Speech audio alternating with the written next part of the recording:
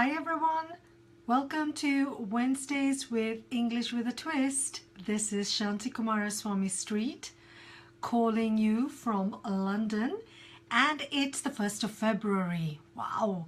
Okay, so we have moved on from January. We're now into the second month of 2017. Wow, how quickly was that, January? As I mentioned yesterday on Facebook, incredible how, the month of January went. I remember years ago when I was working that January was just this never-ending month. Anyway, I hope your January was good and that you are now looking forward to the next months. Today is a rather gloomy day here in London, but nothing we can do about it. We're still in the winter. There's that really fine rain, which is horrible, really, to be honest. But there you go. That's just one of those things. Anyway, as always, welcome. And today is lesson 13 of Wednesdays with English with a Twist. And we are going to be talking grammar, particularly grammar. We're talking about the conditional tenses. And the reason I did this was because a number of my readers on my blog have sent me some questions, always asked me about the conditional tenses. So I thought it would be a useful exercise to clarify some points and to share with you how we use these conditional tenses in business. And so that's what we're going to do. But first of all, let me remind you that we are here, English with a Twist. We look at business English. So for those of you who are looking to improve your English for business in order to succeed, to communicate better with your colleagues, with your customers in English, then this is the place to be. So every week we meet up and we join and talk about lots of things to do with business English. Now don't forget, to follow this class you need at least an intermediate level of English, which is B1 plus according to the Council of European Framework. So that allows you to follow me. So that's it. And don't forget that if you haven't subscribed to my blog or you haven't downloaded my free e-guide, then do so today, straight after this class. It's on the Facebook page, and that gives you lots of tips on how to become a better communicator in English. Now listen, as you're coming into this class, I know it's 3 o'clock GMT here in the UK. It will be in the middle of your working day if you're here in Europe. Further down, it'll be later on in the evening, late at night for some of my followers in the Far East. So thank you very much for joining. Drop me a line, tell me you're in. I can see Kelly has joined, and let me know who you are, where you're from. If you're new to the class, welcome to English with a Twist. So let's get going with this class. So we're going to be looking at these conditional tenses. And like what I said in the blurb, as I say, about this class, it's those if clauses. You know what I mean? If the condition, if something were to happen, what would the result be? And this often confuses a lot of people. And so what I wanted to do was clarify it a bit more. Now, we have 4 conditional tenses. Hi, Kleber, where are you from? Hello, tell me where you're from. As I come in and out, don't worry, guys, I'll be just, engaging with everyone. Hi from Brazil. Okay, so that is, are you 2 hours behind? Because I know I've been teaching a client in Sao Paulo and that's 2 hours behind. But you could be another part of Brazil that I wouldn't know. Anyway, I'm now not going to get distracted. I'm going to talk about these tenses. Right, okay. So we actually have 4 conditional tenses in the English language. The zero conditional tense, first conditional tense, the second conditional tense, and the third conditional tense. And everyone's by now thinking, oh Lord, this is terrible. Hi Delinda, hi Chris, hi Gabriela. Lovely to see you all here again. And for some of you who are new, welcome.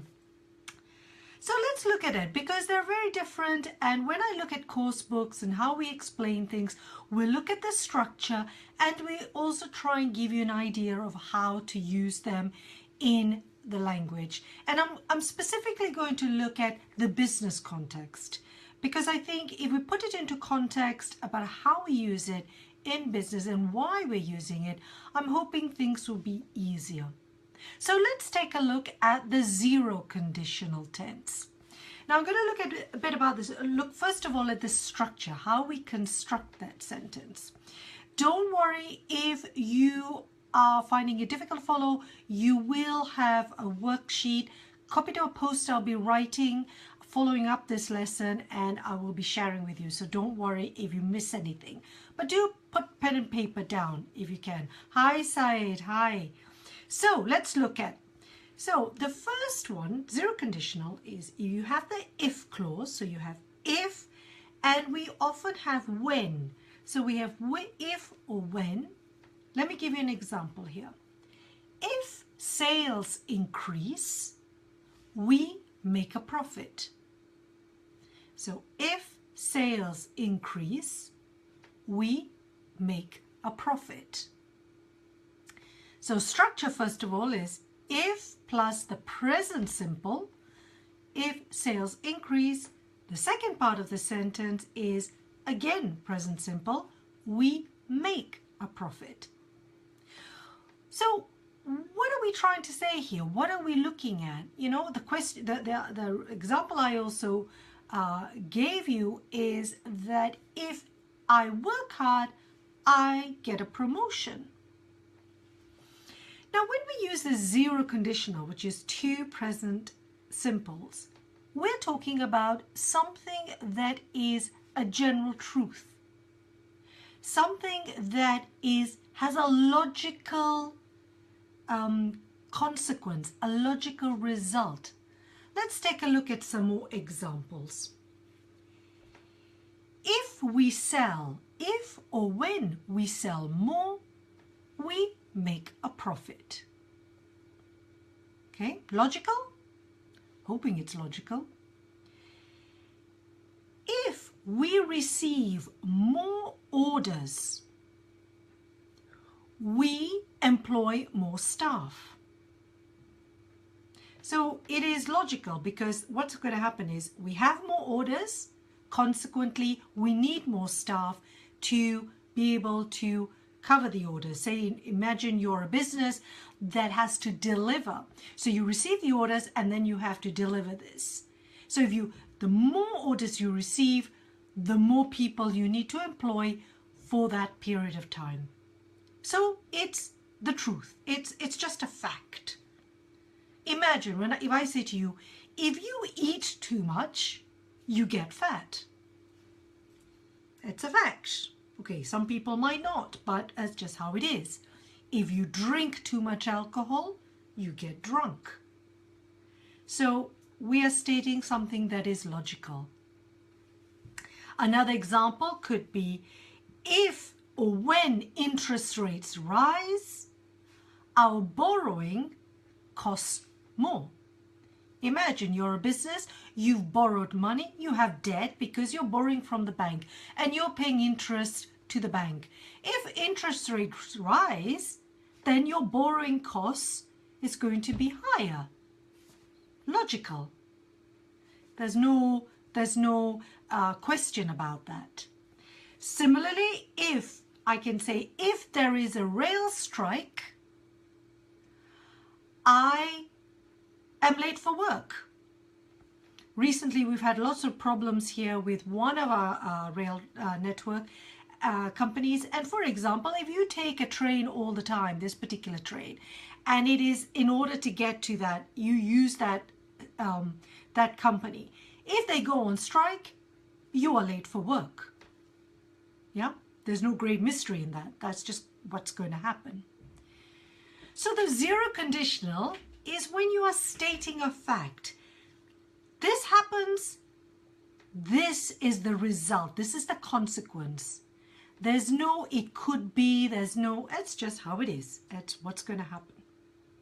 So in my example I gave you to advertise the lesson, I said, if I work hard, I get a promotion.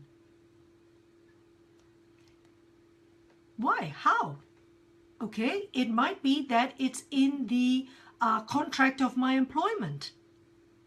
It says very clearly, it says that if you work so many hours, if you work hard, we give a promotion. This is how it is. So if you satisfy certain conditions in your employment, you have a result. So I would say, if I work hard, I get a promotion. It's not I may get a promotion. See what I mean? So that's where it is very sure. Gabriela, you just said to me, the speaker that is certain that is going to have a profit. Yeah, I mean, it's a truth because you have stated certain conditions. If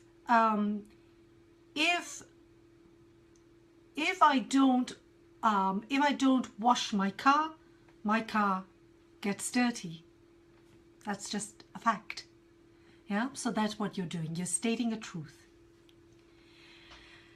The next conditional tense is the first conditional, which is what many people use and is what often confuses people when they look at the zero conditional and the first conditional. So let's look at an example of the first conditional. Hi Daniela, lovely to see you here. Thank you for joining. So we have here the first conditional. Let's look at the structure of the first conditional. So we have the if clause. So we have if I do something. So present simple. The next part of your sentence is I will have something. So you have the future plus the verb. Yeah. So let's look at an example.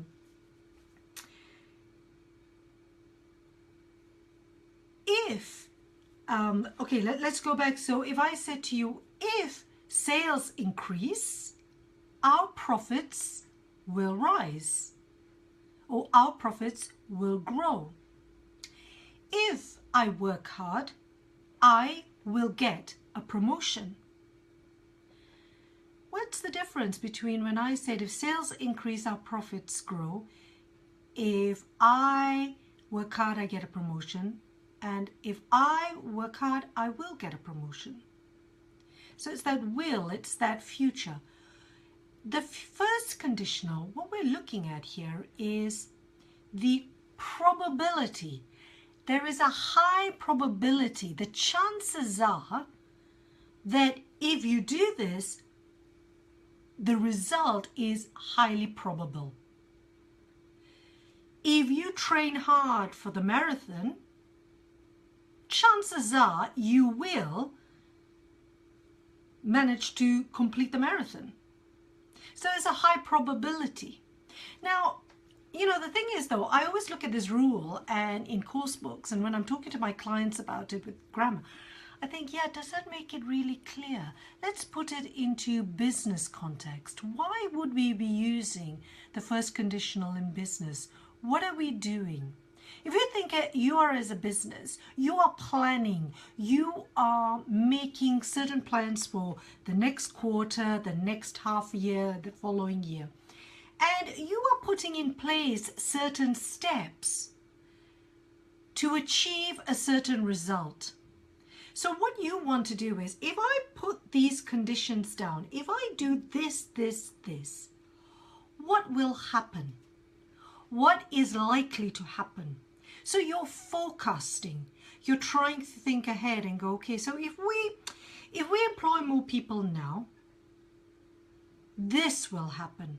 You know, because maybe you're looking at the balance of probability, you're calculating, you're looking at evidence in the past. You're thinking, well, you know, if I look at what so-and-so did or another business did, this is what happened to them. So therefore, if we do this now, the probability of the future is this will be the result.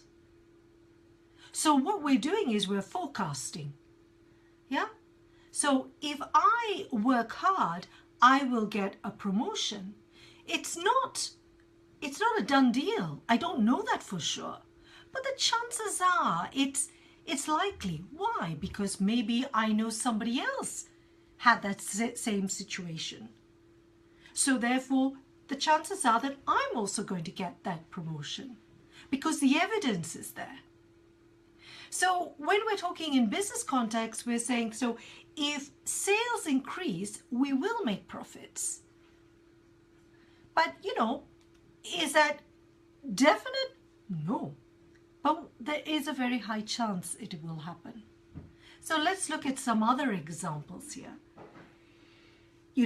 If, say, if our clients sign the contract this afternoon, we'll give the go-ahead to the press office.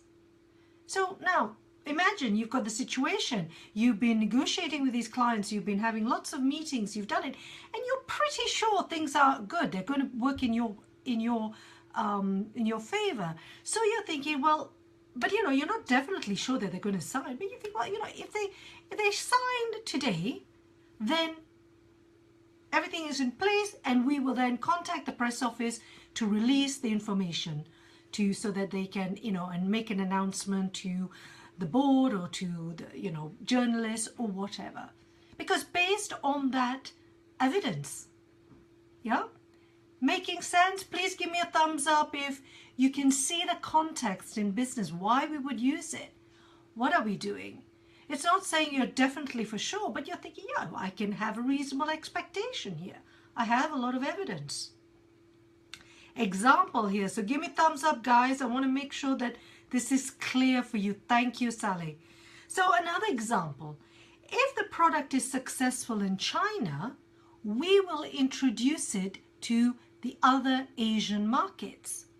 We don't know yet. But if it is successful, we will do it. So that is our plan.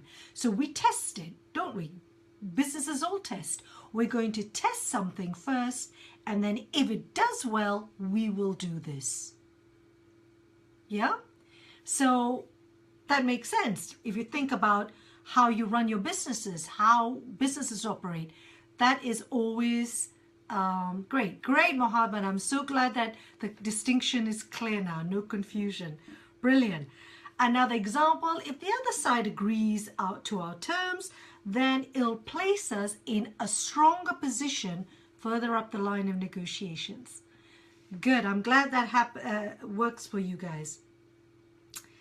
Now, the other thing, although I was thinking as I was preparing for this lesson, there are times when you will hear people say, and sometimes this is done as a joke, we say we can use it ironically. So we could use it where there is actually something that it could be that something is not likely to happen, and you're going to do something. Okay, not very clear. Let me give you an example. So if Simon manages to get this deal by the end of today, I'll treat the entire team to a 5-course meal at Chez Gavroche, which is Michelin star restaurant. Wow, what am I saying here? Am I really confident? So let me give you the example again. If Simon manages to get this deal by the end of today, I'll treat the entire team to a 5-course meal at Chez Gavroche, Michelin star restaurant. What am I saying? Am I confident that Simon's going to get that deal by the end of the day? Or am I not? What do you think, guys? Drop me a line, tell me. Do you think that I am confident that Simon will get the deal by the end of the day? Am I hoping he's going to get the deal? Step in, I'm waiting for you.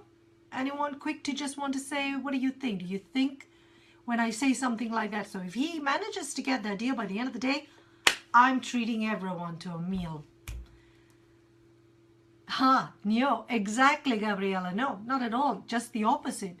Well, yeah, not so. It's just a possibility. Absolutely. So although we talk about this highly probable, and this is where sometimes I think that, you know, the example of the explanation, definition of the rule is a bit misleading. You know, you're thinking, you know what, if you manage to do that, I am going to buy you that meal.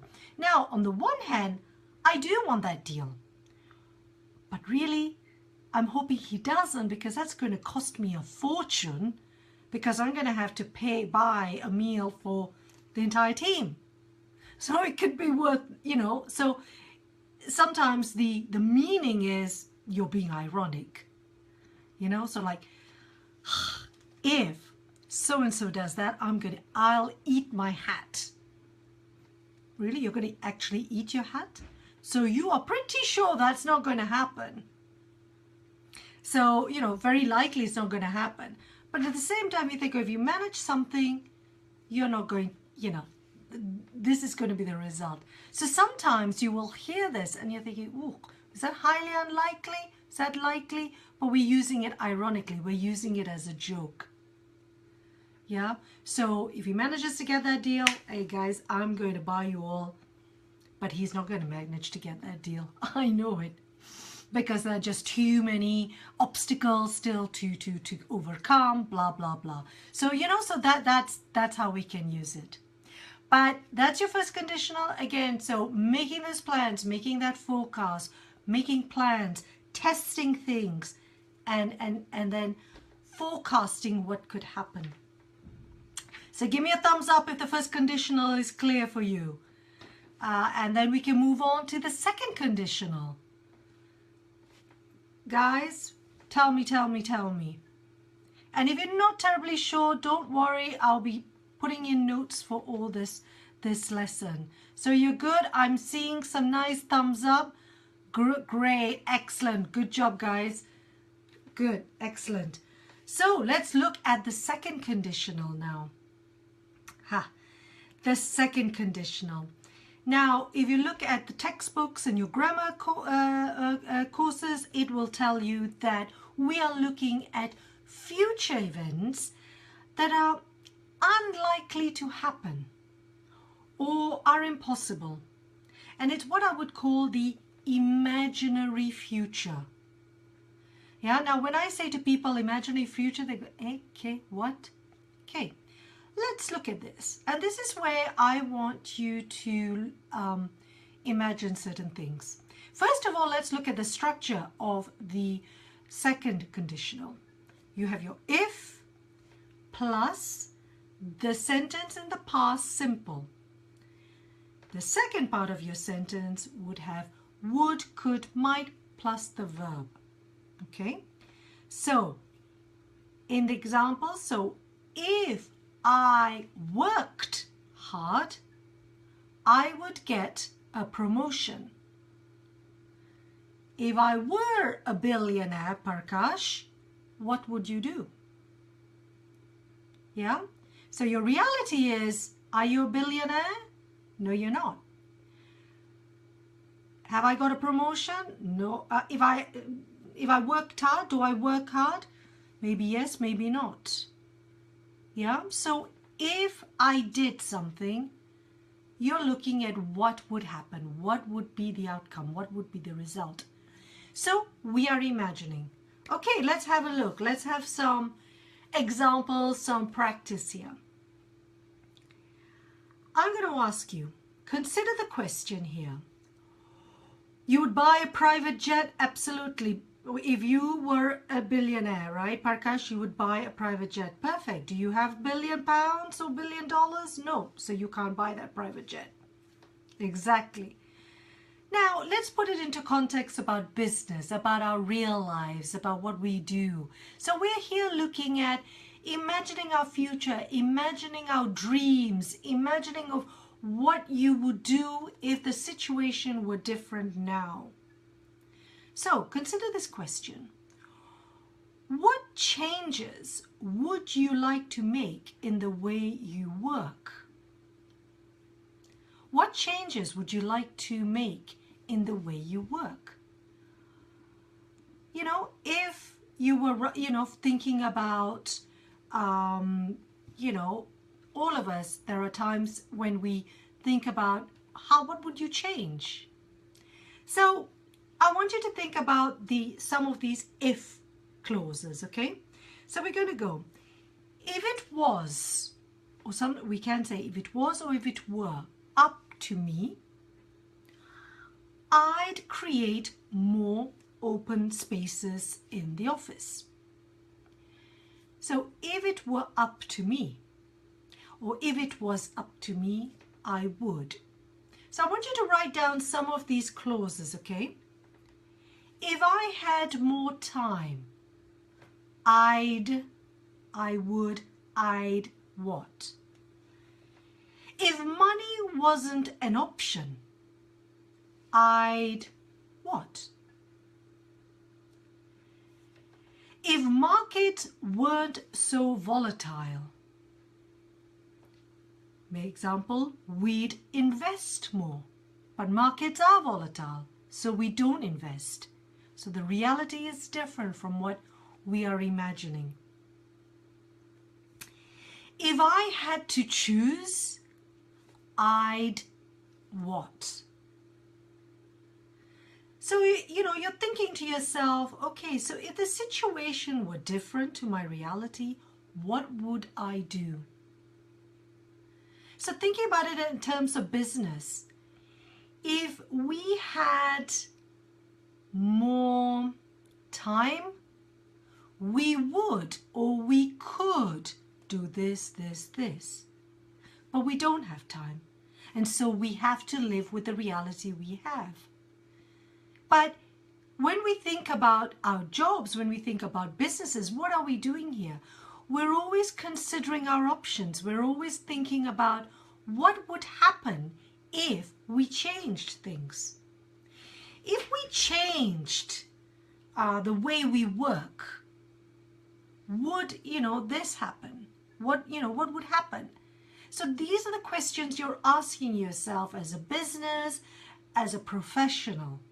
And that's where that second conditional is what you're doing with it. That's what you're trying to do. If, thank you, Mohammed, if it were possible, I'd listen to you, right? Yeah, face to face, you mean. So I think it's always important when you're trying to remember grammar rules is the function of that grammar point. The function of your second conditional is you are in a reality, your situation, but now you're imagining how it could be different. So if the conditions were different, this is what would happen. This is how you would change it. Yeah? So if cash flow wasn't so tight, I'd invest more in my business. But my reality is that cash flow is difficult at the moment, so I'm not able to invest more in my business. So it's all that, if the situation were different, this is what I would do. Yeah. So I think the second conditional is often quite easy situation for most learners to understand, to grasp, to get, okay, I get how that works. Yeah, so that's the situation. As a business, this is what you're looking at. You're looking at if you were to change the way you work, what would the results be? What would the consequences be? And as companies, as people who keep growing, who keep changing, that is really important in business, isn't it? We call this often the growth mindset. We don't want to accept our reality. We want to keep changing, moving forward. So we imagine what it would be like. Yeah, some people like to dream, but we also have to use this to think about how we would change things. So that's your second conditional. Again, guys, thumbs up for that. Could you tell me? Does that make sense? How you would use it in your professional life, in your personal life, in business? Let me know. So it's not just about winning the lottery and what you would do with it. It's many things you would use about. So again, the structure is easy. I'll be putting that in the notes. Great, I'm glad I'm seeing some thumbs up. Great, thank you. I'm just going to have a slurp of water, people, because I have a cough that doesn't seem to want to go. So I just need to clear my throat. Okay, if I worked harder, Parkash, I would have got good ratings. Okay, now interesting. No, I would get good ratings, Parkash, because you've just given me the second part of that is actually what we use in the third conditional. So don't forget, in your second conditional, the structure is if I did something, so past simple, this is what would happen. Yeah, so you're imagining what would happen. So it's your imaginary future. Yeah, Parkash, don't worry. The third conditional, by contrast, if I were a bird, I would change rainbows. Sunil, that is so poetic. Lovely. And, oh, chase. Okay, not change rainbows, chase rainbows. Okay, even more poetical. Lovely, I like that. Third conditional now. I'm bringing you back down to business and down to earth. Third conditional. It's the one where we often look back on decisions we've made and we think, if only I had taken a different route, things would have been different. Evelyn, yes, you are. You are online. Yep, I can see you. Can you not see me? Can you not hear? Yeah, first time I joined. Yeah, you're here. I can see you. Sorry, just someone saying, am I online? Yep, you are. So, so the third conditional is where we're looking back. So often we use it where it's regret. You know, imagine, if I had done something, this is what would have happened. So you're imagining something that happened. You can't change it. It's already happened. So imagine if I had chosen a different route in my life, I would have achieved so much more. So let's look at the structure of the third conditional. You have your if clause, if, past perfect of the tense. So if I had done, if I had chosen. Then the second part would be it would have been. So would plus the present perfect. It would have been different. Yeah? So let's have a look at examples. So if we had known about the software problems, we wouldn't have made that decision. So if we had known about the software problems, we wouldn't have made that decision. So what is your reality? Did you know about the software problems? No, you didn't. And so consequently, you made the decision that now you think about and think, we shouldn't have made it. Yeah, so you're thinking, no. But at the time, that was the information we had. We didn't know about the problems, so we took that decision. We can't change it now. It's done.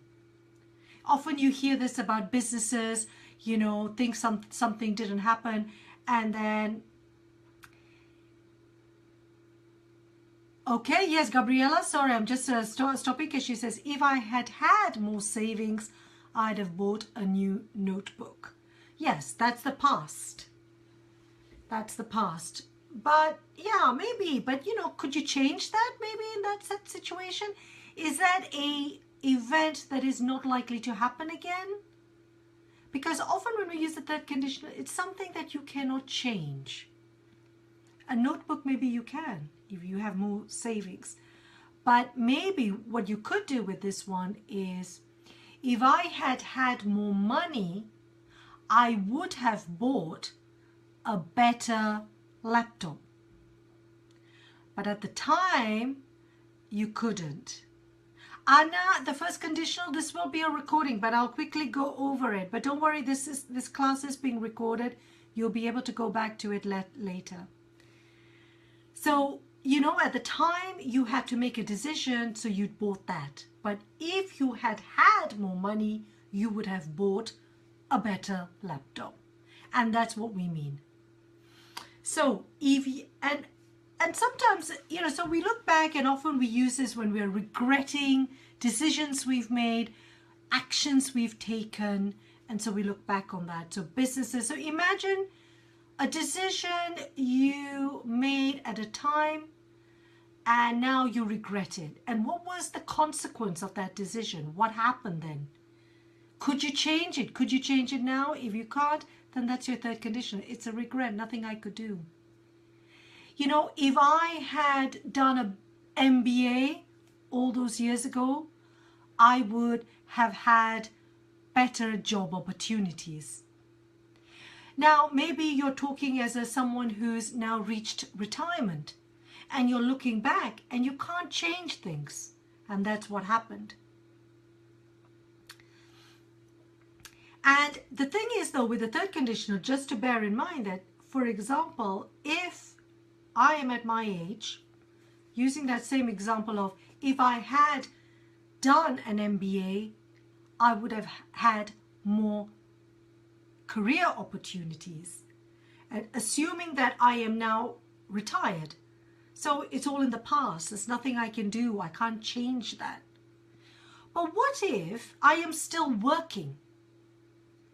And I say, if I had done an MBA years ago, I would have better career opportunities now. So where the result is still valid for you now, we can use that second part of your situation could be different now. So if I had done it then, I wouldn't be in this position. Yeah, if I had made, or if I had taken a different route, if I had taken a different road, I wouldn't be here. I wouldn't be in this job, which I don't like, which I don't want. Yeah, so it can still affect your present. Whereas before, it could be something that reflects the past that you cannot change. So,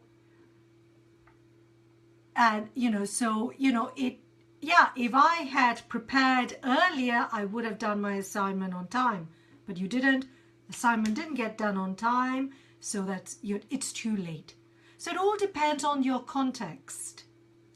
Now, the third conditional is also often used not just for regret, but also as criticism. Yeah. So, for example, if you hadn't done something and there is a consequence on your business, so whatever action you took has a consequence, which was bad, and someone would criticize you for it.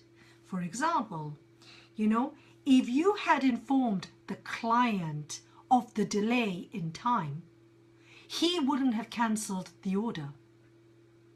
But what did you do?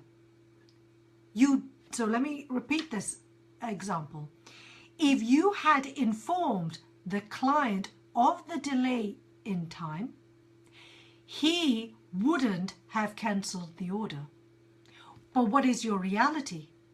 You didn't inform the client of the delay in time, and consequently, the client cancelled the order. Criticism on your part.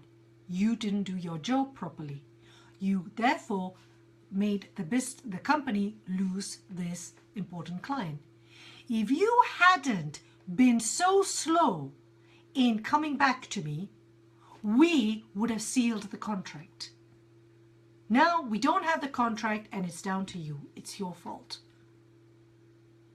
So that third conditional is, if you had just told the truth, don't forget it's the past perfect, you would not have been scolded by your parents.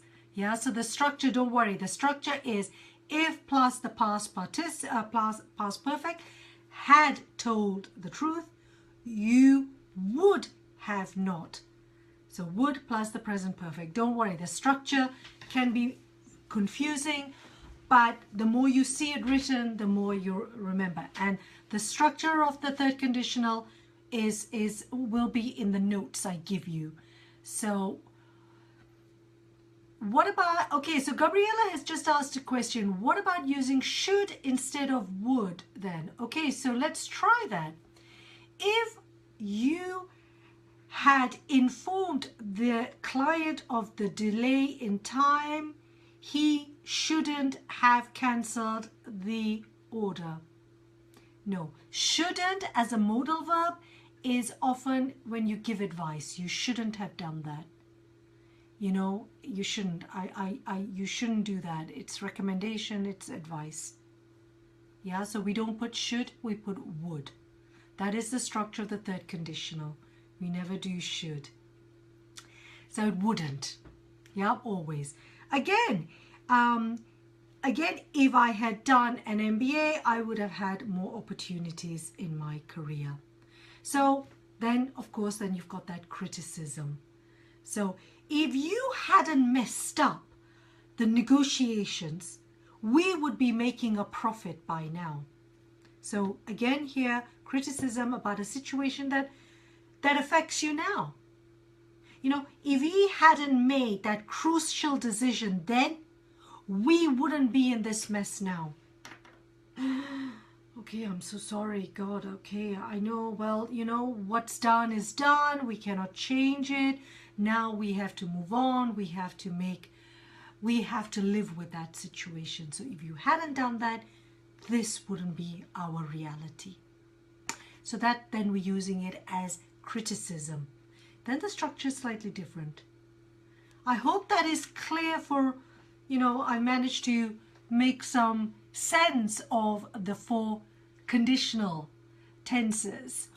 Just very quickly, I think for Anna's sake, because she came in late, the first conditional, if anyone can help Anna in this, it is the if I do something, this will happen. So it's the situation is likely to happen because you have evidence. If I do this, this will happen, or this is likely to happen. Yeah. So if we put these steps in place, this is likely to happen. It's not definite, but you have enough evidence. You have concrete evidence around you that something will happen. So let's summarize very, very briefly here before I know all of you have to go. So we have our zero conditional where we're looking at truth.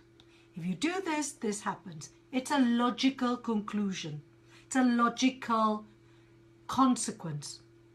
Yes, so if I take this step, this happens. If I work hard, I get promoted because it's in the contract of my employment. If I work so many hours, I get so many days off. That's how it is. That's just, you know, if I work so many extra hours, I get so many days off. If I work so many hours, I will get so many days off. Probability is high. It's not definite, but if I do, then the chances are I will get it. So, you know, you're looking at the evidence. Yes, so when we are making forecasting plans, when we are making plans as a business, as we're looking forward, we're thinking, well, if we take these steps, the chances are this is what's going to happen. Maybe you've looked at your competition, you've looked at the market, you've seen what they've done, and you think, well, if they can do it, and if we do how they've done it, then the chances are we will also have the same results. So that's your first conditional. You are forecasting. The second conditional, by contrast, is you are imagining the step, what would happen if you took certain steps. So you haven't taken them. That's not your reality. But if I were to do it, if I did this, this would happen. Yeah, this would happen. So if I were rich, I would buy myself, but my reality is not. But let's move away from being rich. Let's look at as a business. You are looking to grow your business. You are looking to move on. So you have to look back and think, well, if we did this, what would happen? So you're weighing up the pros and cons. As a company, that's what you're doing. As a business, that's what you're doing. As a professional, if I were to invest in my professional development, if I were to invest and go and do an MBA, what would my options be? What would my career opportunities be? My career opportunities would be better. You're logically thinking, yeah, this is what would happen. So you're imagining what that is, and then you decide, is it a good idea or is it a bad idea? And what steps do I make and take? Your third conditional, by contrast, you're looking back. You're looking back at past actions you've taken and to see the consequences that happened. If I had done this, if I had done something differently, would my consequence have been different? So if I'd done that, that would have happened. But the reality is you took a different route, and so you can't change the past. Similarly, someone could say that if you had done something, the result now would be different. Again, you can't change that past action, but maybe you can now change moving forward. But it has an impact on your present. So there you have it, everyone. That's your 4 English conditional tenses. Everyone's gone really quiet here, so I'm hoping I haven't lost all of you in that glaze and daze of English grammar. And although I don't concentrate a lot on business grammar, what I try and show you here with this conditional tenses is how you would use it in your business, in your professional life, in the circumstances of your life. And that's where the tenses have more meaning, because you're imagining where you'd be doing it. I would have phoned him and tried to sort things out. Yeah, exactly. If you had informed me on time that our client wasn't happy with our product, I would have phoned him and tried, again, keep it the past, to sort things out before we lost him. So again, because you've lost him. Yeah, great. I'm so glad. That's good. I'm glad it was helpful, everyone. Now I am going to type up all these notes I've done.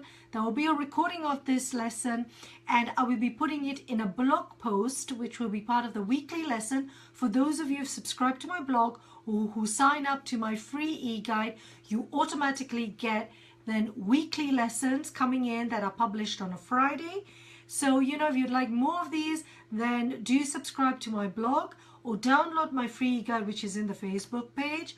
I hope this has been helpful. And, you know, let me know if there are also other aspects, areas of grammar you'd like me to cover. I look at it from a business perspective, so I'm not going to go into, you know, all the structures, but just to show you how you'd use it in business, how you'd use it in your business communication. But in the meantime, thank you so much for staying with me. You've been here more than 30 minutes, so thank you so much for your patience. And I hope that was helpful. In the meantime, this is me saying ciao for now. Shanti Kumaraswamy Street from English with a Twist saying ciao. And I look forward to seeing you guys next week, 8th of February, Wednesday the 8th, for what will be lesson 14 of Wednesdays with English with a Twist. So enjoy the rest of your week. I hope you have a fabulous weekend and see you next week, guys. Ciao for now. Bye.